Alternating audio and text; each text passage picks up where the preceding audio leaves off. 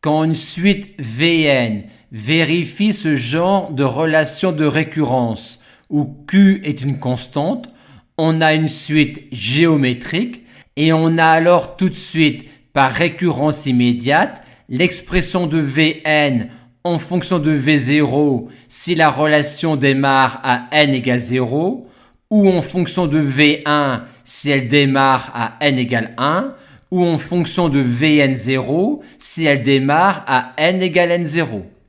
Maintenant, si on remplace du égal par du inférieur ou égal, mais avec un réel Q supérieur ou égal à 0, on aura alors, par récurrence immédiate et de la même façon que quand on avait le égal, le même genre de relation, mais avec inférieur ou égal. Et donc, le réflexe que l'on a pour passer de là à là, on doit l'avoir également pour passer de là à là, à condition que Q soit un réel positif. Illustrons cela à travers quelques exemples. On nous donne ici une suite de réels strictement positifs pour laquelle nous avons cette inégalité-là. Et on nous demande d'en déduire que la suite UN converge et converge vers 0. Vu la présence d'inégalité dans l'hypothèse, on a envie d'aboutir au résultat grâce au théorème d'encadrement et donc de rechercher à écrire une inégalité sur UN. Or, l'inégalité qui nous est donnée peut aussi s'écrire comme ça.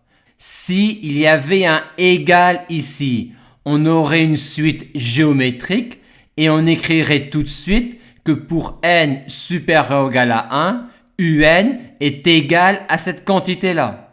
Et pour les raisons expliquées précédemment, on a la même chose avec le inférieur ou égal. Et là, c'est terminé, car pour n supérieur ou égal à 1, UN est supérieur ou égal à 0 et inférieur ou égal au terme général d'une suite qui tend vers 0. On en déduit donc que la suite UN converge et converge vers 0.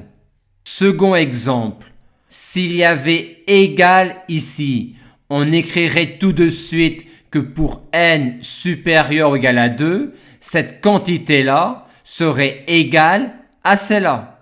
Et pour les raisons expliquées précédemment, quand il y a inférieur ou égal, on peut raisonner de manière similaire en remplaçant le égal par inférieur ou égal.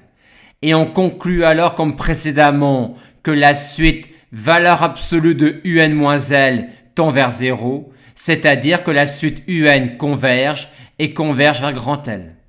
Dernier exemple, on peut écrire l'inégalité qui nous est donnée sous la forme d'une inégalité géométrique. Et si on avait égal ici, on écrirait tout de suite que pour n supérieur ou égal à n0, an sur bn serait égal à cette quantité-là.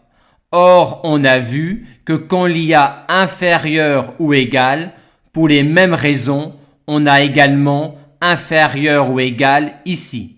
On en déduit tout de suite cette inégalité-là, ce qui montre bien que la suite AN converge et converge vers 0, étant donné que AN est supérieur ou égal à 0 et inférieur ou égal au terme général d'une suite qui tend vers 0.